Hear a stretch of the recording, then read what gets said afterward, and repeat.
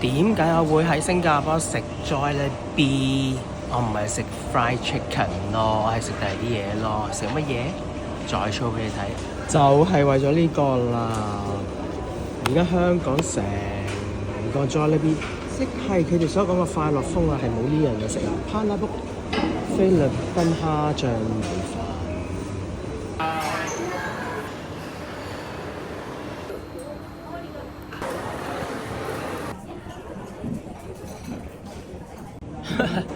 本來話唔食呢個文華海南雞飯嘅，即係 Chatterbox 海南雞飯，但係雙重要求，問咗好幾次，講下講下，哎呀，都嚟食啦。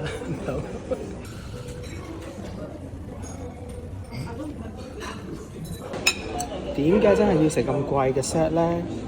個飯有雞油得嚟又夠乾身，雞肉都唔會話鞋霎霎咁樣咯。成個 set 都俾我 Q 晒，我食咗早餐㗎啦。